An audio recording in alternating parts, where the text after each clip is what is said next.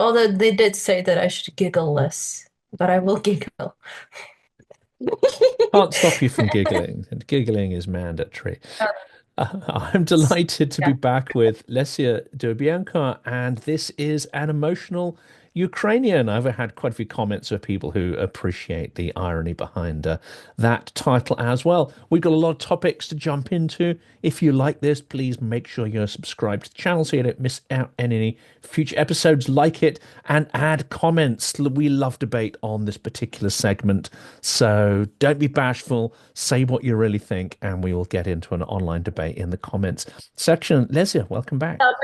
We got to be quite selective here because there's so many things we could talk about. But let's start with Putin's. There's a lot of debate about, is this about territory? Is it not? Is it about resources, about minerals, stuff in the ground, etc.? Of course, it's complicated. But Putin's just come out and stated his aims for 2025. And I think there's two key things. He's laid claim, as he has before, to Zaporizhia and Kherson, and he's basically said that four oblasts of Ukraine will be fully in Russian hands, and that may well be an indicator that the SVO is at an end, or it may not. You never know with Putin, of course.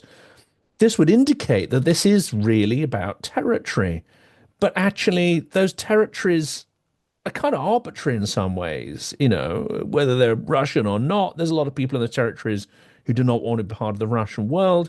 It seems to me that territory might not be the only reason for this invasion, but let's dive into that topic because it's a bit of a minefield. Okay, so I believe that it's actually about territory, and I'll explain why. It's because if you go back in time to 2022, like 2021, okay, December 2021, or generally like 2021, the year. So you'll see that because a lot of people put forward different ideas that it's about this, that it's about that. But let me tell you something. I think it's about territory for a very simple reason. It's because whatever you think, Russia's influence, political influence in Ukraine, even between 2014 and 2021, was extremely robust. So it was like, it was a very influential force, and a lot of people were actually, like sort of pro-Russian. So if it were about political influence, it was already there. It's like, it just, okay, yeah, you have the influence, and Zelenskyy was not perceived in 2019 as an extremely pro-Ukraine candidate by many people. So, I mean, it's a misconception. He later turned out to be a little bit different, but a lot of like, let's call them zealous pro-Ukraine people, like hardcore nationalists, they hate him and they hate him to this day. Nothing has changed. And so in that way, I think Russia was very, very influential. But then suddenly, it decided that, influence is just not enough. We're not willing to take chances. We're not willing to wait for another Russian puppet government, which could have been around. Like, it's not that difficult for them to set it up. But I don't know. I think it's because of age, foremost, because Putin, he's old, okay? And he has a very fetish idea of conquering Ukraine and conquering in a very 19th century like way, okay? So when you come around, you conquer, then you go to Kyiv, you take the flag, there is a military parade, there's this, there's that, there's the emblems, the everything. This is what it was about. So, but if you think of how the full invasion also started, it was three trajectories, right? One from the north, another one from the east, and one from the south. So I guess the idea was to sort of encircle something like that, like for Ukraine to fully fall. So it is about territory. It's a very kind of 19th century like conquest, like I said. So I totally disagree that it was about installing a Russian puppet government or something like that and then going away to Moscow. Come on. It's a little bit ridiculous for everybody who understands how Russians work basically and how Putin works. And another like thing that I really thought of these days because of this, there's this guy called Dmitry Trenin. He was head of Moscow Carnegie Center. And right before the full-scale invasion, I actually listened to him and Alexander Bauno, if I'm not mistaken. they were talking about the potential invasions and so on and so on. And Trenin, who is an ex, well, I don't think that you can call him an ex GUR officer, he said that, oh, come on, nobody believes that Ukraine will ever join NATO. We don't believe that at all. So in Moscow, there was this understanding, and this was so as well in Ukraine, that Ukraine will not join NATO. All these, like, yeah, all the talk was never substantiated with anything. Neither was membership action plan nor anything else, you know?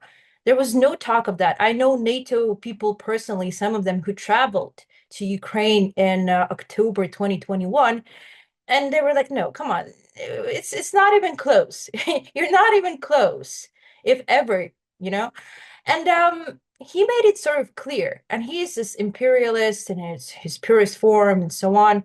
And then after Putin launched the full-scale war, he actually took to Twitter and said that Putin is about to collect the lands, the lost lands. And to me, the word lost lands or something like that means that it's a very territorial war.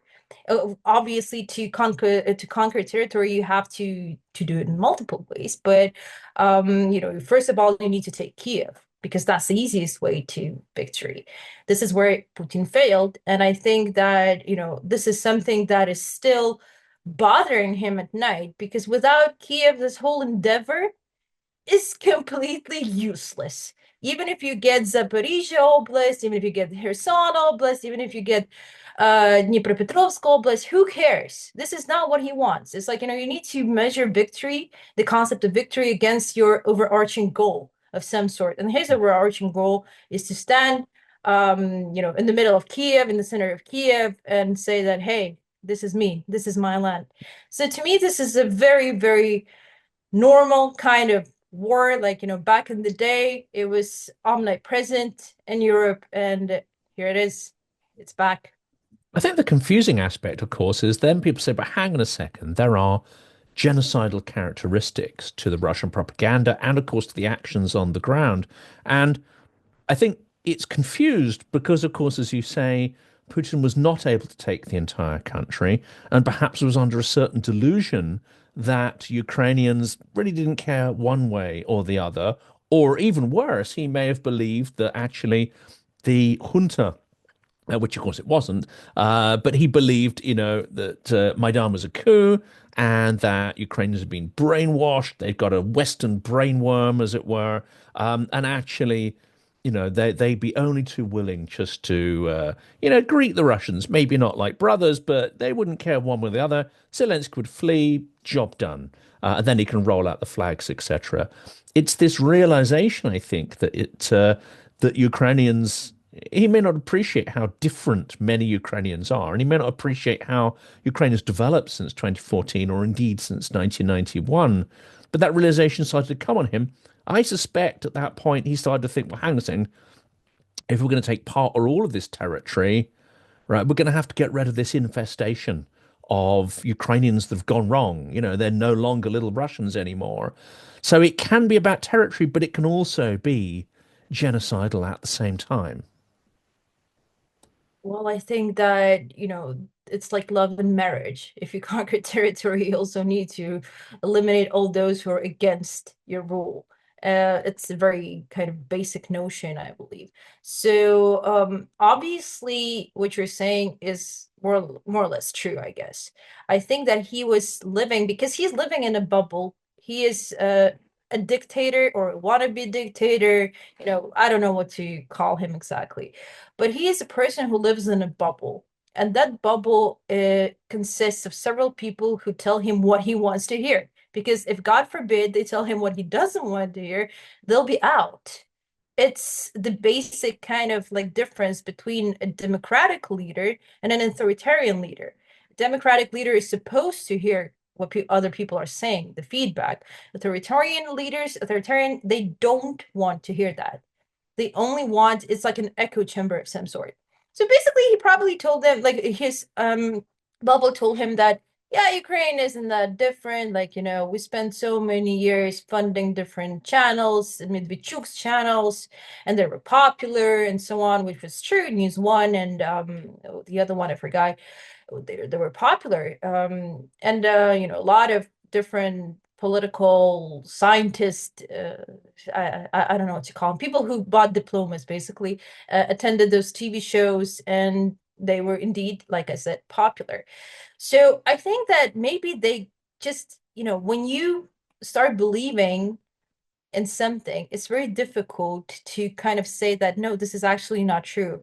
It takes a lot of courage and it takes a lot of energy from you to actually say that, yeah, I'm wrong. So whoever told him that it's okay to invade and to use some kind of conscripts for that who are not qualified, because originally the people we saw who were like captured and so on, those were kids, kids and who were just like, okay, it was sort of a opportunistic move, I would say. Let's do it fast because we're so confident. We're so confident that we're gonna succeed that it doesn't matter. We don't need a professional way of doing it. We don't need a professional army because right now the Russian army has improved immensely. So I've heard over the years, right? The way they actually carry out the war and the commander, the chain of command.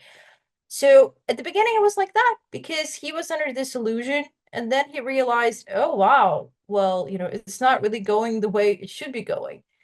And I think that was a tragedy for him in a way. I mean, it's not like I sympathize with him, but like a personal tragedy because he had been so sure that this is the case. And then you see it all failing. And now he's trying to reinvent the so-called SVOs, is special military operations goals of capturing 4 oblasts.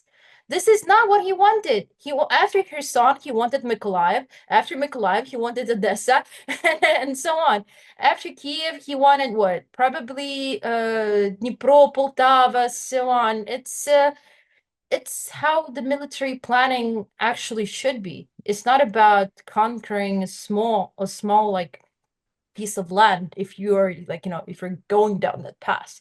It's about probably capturing a big amount of land and trying to encircle it. It's just that they completely failed to do so. And I've And seen some yeah, commentary about Lviv and others from some of these Russian nationalists and propagandists, and I think it's always been about Kyiv because symbolically they see that as somehow intrinsic to Russia's made up origin story, whereas Lviv they see that as this toxic little pill. It's super Ukrainian. It's like so. I think they probably envisaged right carving out a piece of the West and just letting Hungary and Poland absorb it. Maybe and they didn't want what they recognized as being the Ukrainians, but they kind of made this assumption that all the rest no problem. We can re-implement the sort of Soviet mindset relatively easily there.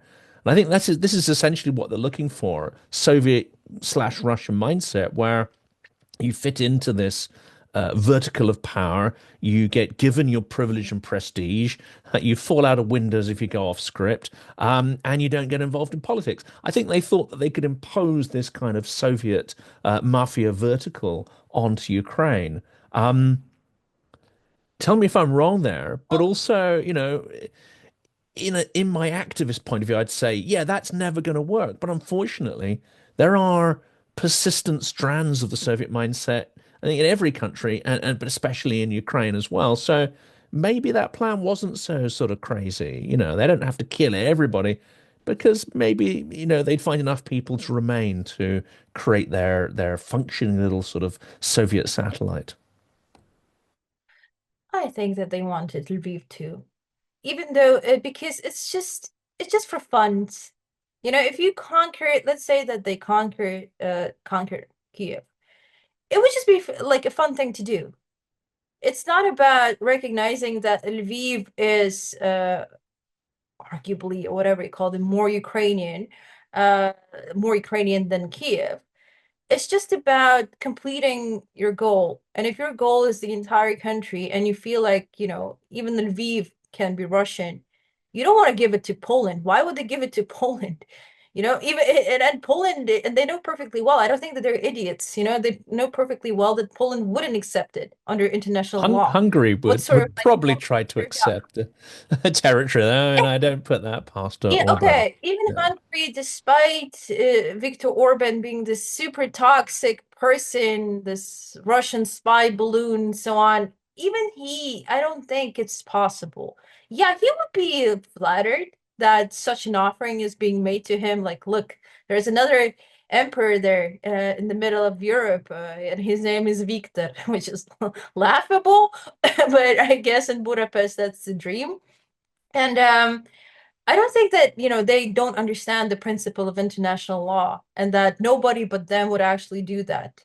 So maybe what they would have done in a fun way, in a very fun Russian way, is to offer Lviv and Uzhhorod to Poland and Hungary respectively, and they would say no for obvious reasons. And then they would be like, okay, then we're taking them. Okay, if you don't want them, we're taking them. Like this unwanted girlfriend of some sort, of unwanted partner. Yeah, okay, we'll be there for you then. And I think this is exactly what they wanted to do. And it's just again, you see, Putin is like Putin is a killer. It's like he wants to kill. It's an impulse. He killed a lot of people in his lifetime. Maybe not by himself with a gun or like, with an ice pick like Catherine Tremel or something in Basic Instinct, but he still has the very same instinct in his head that he wants. There is this urge to kill. And the more people you kill, the more fun it is for you if you're a killer, obviously.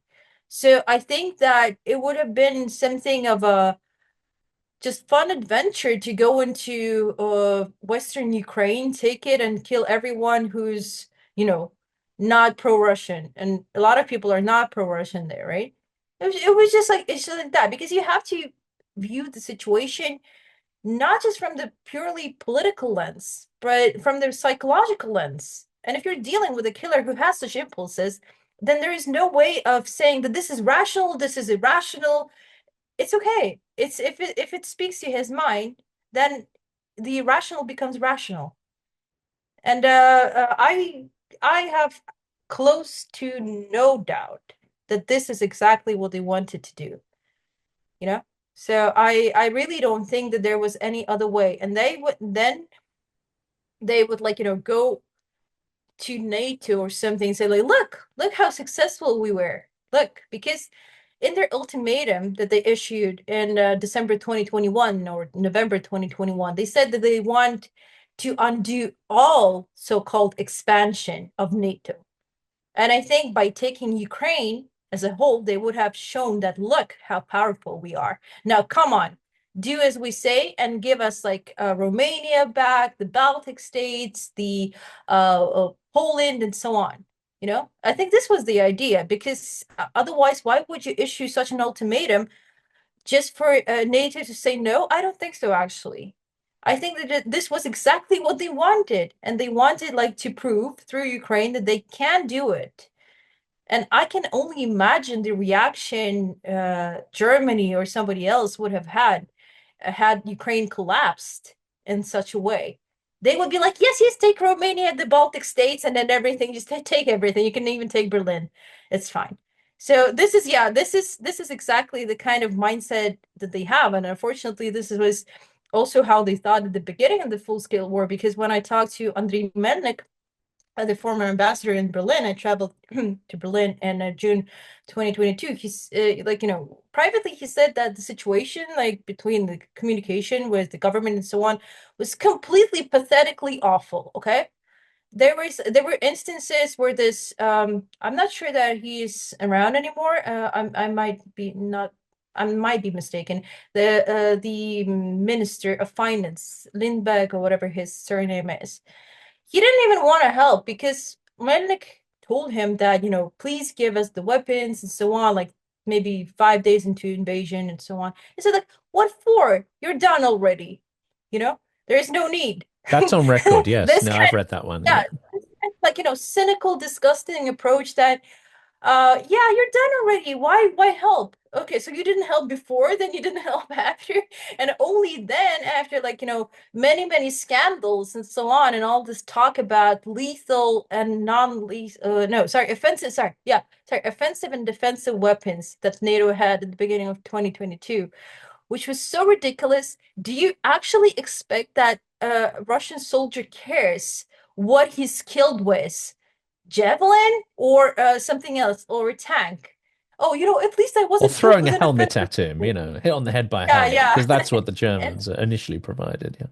Yeah. yeah. They sent us helmets and so on. But what I'm trying to say, that it was just so ridiculous. This whole train of thought. Just, I really want people to go back in time and just recall how it all happened, and why, for example, a lot of people in Ukraine right now have turned pro-Trump in a way. Because listen, Biden was happy to abandon Ukraine.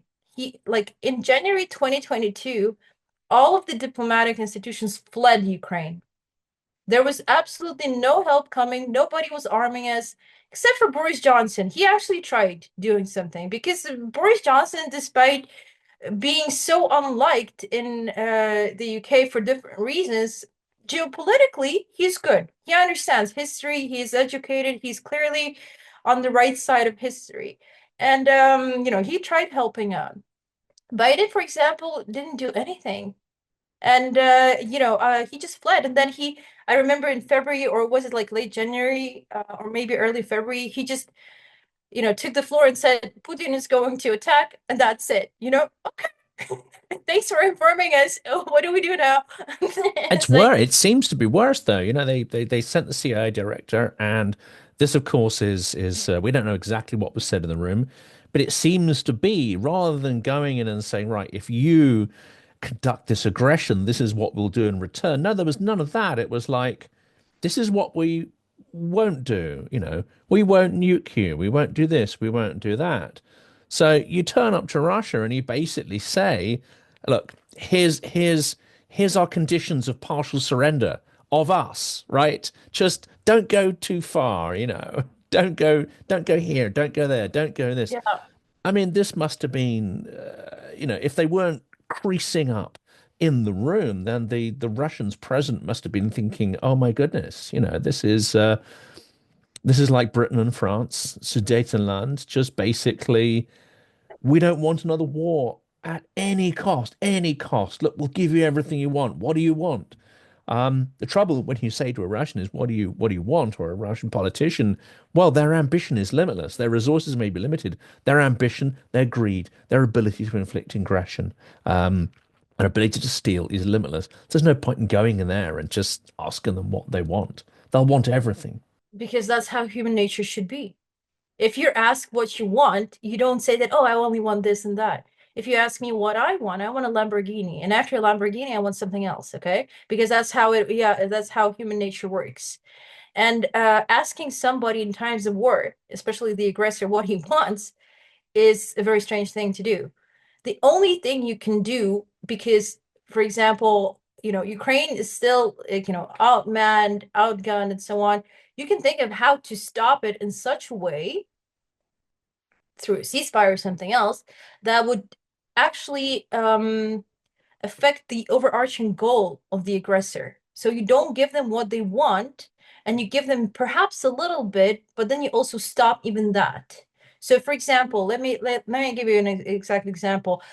Putin says that he wants 4 oblasts in 2025, and I believe it's so, right? Because it kind of makes sense. Because if you come to think of it, I just read not that long ago an analysis by Volodymyr Datsenko that the second largest nuclear superpower lost more tanks in Pokrovsk than during the Stalingrad battle. I mean, you know who you're dealing with. I mean, you're dealing with idiots who do have access to weapons, and to very apathetic society that doesn't care how many people die. That is obviously their strengths, right? But otherwise, even though the army has become more professional, it's still fighting. Just let it sink in. It's still fighting for I actually looked it up because Pokrovsk has 50,000 people, like, population wise. That's akin to Oosterhout in the Netherlands. Do you know what Oosterhout is in the Netherlands? Can Yep, you point never it heard out? of it. Never heard of it.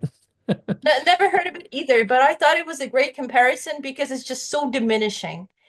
Yeah, it's like so diminishing. They talk about conquering Paris, London, Berlin, but you can't conquer Oosterhout in the Netherlands with using tanks in such quantities.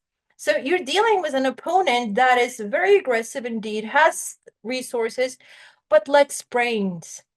And that is like, that is the advantage that the West has. I think it has a little bit more brain, Mm, and it can do it in such a way as to temporarily or so stop it to actually, for example, even stop Putin in 2025 from conquering those four oblasts. That would be already a very good start. Because if he can't conquer that, what the hell can he conquer in Ukraine? What, this a is it. village of Lugansk Oblast or something? It's ridiculous and it's diminishing because whatever they say, whatever Russian propaganda says, whatever Putin says or his cronies, they are not stupid. They understand that it's extremely humiliating. Privately they understand it. I can't believe that they actually think that they're winning.